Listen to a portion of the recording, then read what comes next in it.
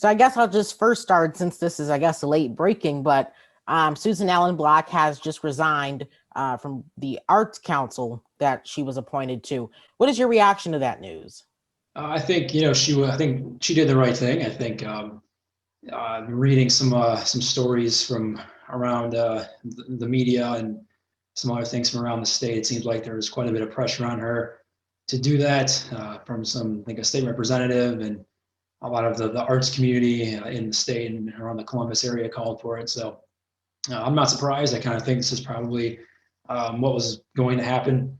I think it says that the comments that she made, and it goes beyond the most recent stuff. She's been making really incendiary remarks for really a few years, and there's been other stories written on that. And I think it shows that even for the rich, even for the privileged, there are consequences for doing stuff like that.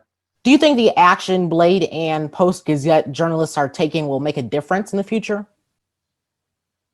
I hope so. I think in terms of, you mean like the byline strike? Yeah. I think the biggest reason for that is to just show, number one, that we feel very, very strongly that what happened with Blade management and their decisions, we're very, very against that. And it's not just one or two people, it's all of us. I don't know of anybody who's objecting to the byline strike, and it just shows that we take this seriously, and we're going to be in this together, and they can hopefully acknowledge what happened, and hopefully we can move on from this together. But as of now, it's been over 24 hours, and I haven't received any communication. What is your message to the Blocks, and do you think that they're taking employees' perspective seriously at this point? Well, I don't think they've taken this seriously for a very long time. They haven't given us a pay raise in 18 years. So I think that says quite a bit. My message to them is, just look at all of the outpouring of support that we are getting right now from pretty much all corners of the community. I mean, they are not on their side about this. They are on our side. This is something that, again, we feel very strongly about. And what this really comes down to is just let us do our jobs. That's all we ask. And when you manipulate news coverage of, an incident that led to the death of, I think, up to 5 people now, including a police officer, you can't do that. There are certain lines that you just don't cross. And this is nothing new from the Blocks. We've known for years that their far right political leanings are what they are, and they try to manipulate news coverage because of that. This is the first time that I can recall where that kind of mentality seeped into members of management inside our own newsroom, and that's it's shocking, it's disappointing, and yesterday was a tough day for a lot of people. That I talked to, some were in tears over the situation, some said they were shaking in anger over the situation. Yesterday wasn't a good day. What are some workplace incidents you can recall that have fostered concern? In terms of, intentionally getting, manipulating our copy, this is the first that I can recall of that happening. Now, if you want to talk about, our long history at this point of editorials from Keith Burris that are either racist or sexist or whatever you want to call them, these are things that have been going on for quite some time. And for whatever reason, it seems like this is kind of the one that got people's attention. I think in Toledo, people know what the Blocks are about, and they know Keith Burris and his tendencies. But this seems to have kind of blown up a little bit. And I wasn't really expecting that to happen, but I think it's important for people to know what's going on here, and they're starting to find out. How can people support your cause? And I know some people have brought up in Facebook comments, posts, and whatnot, boycotting the paper, which for you, that is not a good thing. So what is the ways they can support the cause? Yeah, so I'm glad you brought that up. When people say they want to boycott the Blade or they want to cancel their subscription, we certainly understand the frustration, but our message is don't do that, because if you cancel your subscription, that hurts us. The Blocks are worth hundreds of millions of dollars, and they make $500 million a year in revenue. They don't care about that. So when you do that, they're not going to feel that, and we will feel that. So instead, stand with us, support us. We encourage people to reach out to the Block family directly. We encourage people to reach out to people like Kurt Franck directly. You can find his email and his phone number on the Blade website. He is our executive editor. These are people that if you want to try to help us, that's for right now, that's the best thing that you can do is stand with us and tell the people in charge how you feel about this. And there's some other things, our guild, we have like a scholarship fund, and some people have asked how they can donate to that. And we're hoping to work on that over the next few days, and we'll roll that out.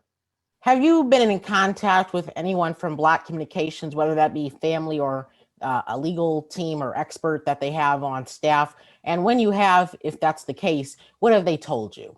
I've not heard from anybody. I've not heard from anybody in the Block family. Wasn't expecting to. I've not heard from anybody in management. Wasn't really expecting that either. So yeah, that's a question I've been getting a lot in my news interviews is, what am I being told? And so far, we're not being told anything. You mentioned earlier that employees haven't had a raise in over a decade. So what do you think needs to happen there? What do you think is the reason behind them not raising the wage for all of these hardworking journalists? Well, I think the reason is the Blocks just have this mentality. We know how they feel about us. A couple of years ago, John Block strolled into the Pittsburgh Post-Gazette newsroom, as has been well documented in the media, went on a drunken tirade and said that everybody in the guild was, quote, low class. These are people that are, they woke up one day on third base and thought they hit a triple. They haven't worked a day in their life. They don't know what it means to work. Everything that they have was built by their father and their grandfather. And I have to think that if their father and grandfather were around today, they would be really embarrassed what they have turned their newspapers into. So what needs to happen is understand 18 years without a raise, it goes beyond that. It's not just not getting a raise in 18 years. It's a lot of people have had cuts to their salary in 18 years. Pretty much everybody has seen dramatic increases to things like healthcare premiums. So there are people who have been at the Blade a long time who make less money, considerably less money now than they did 15 years ago. That's just not right. I can't think of, I don't know of any other workplace that has gone 18 years without a raise, and that's unconscionable. And so what needs to happen is, understand that you have people over the summer, for example, who are, covering protests, getting tear gassed to bring news coverage to this community and willing to risk their own safety, in a sense, for, in essence, the Block family. And it's time for them to understand how hard we work, and we should be rewarded for that. You mentioned the news coverage aspect, which a lot of the decisions that about the biased reporting or the slant, that usually comes from upper level management. So how has that affected everyone in the newsroom? I guess it's hard to tell because reporters are all remote, and so we're not actually physically in the newsroom. It's probably a good thing for right now that we aren't, because I think if we were, the mood inside there would be pretty bleak right now. People that I've talked to are, like I said, some people have been in tears. This has affected everybody. When you look at what's happened over the last couple of days, none of it affected me directly or my work directly, but I can tell you yesterday, I worked in the Blade for 7 years, and yesterday was the most upset I've ever been. There's just certain lines in this business that you just don't cross. And when you allow right-wing extremist views to seep into your news coverage and basically tell everybody that what they saw on TV isn't what they saw, that's about as bad as it gets. And so it's been from the people that I've talked to, and I've talked to probably a dozen or so, it's bad. People are really torn up about this because they care about this newspaper, they care about this community, and we know that the community deserves better than this. And for the dangers of the slanted storytelling that the Blocks are trying to push on these different news organizations, what could be the dangers? And I know one example of those dangers is what happened at the Capitol just a couple days ago. So what do you think could happen locally if this continues? Well, I think it comes down to journalism, when you boil it down, is about telling the truth. And we didn't do that.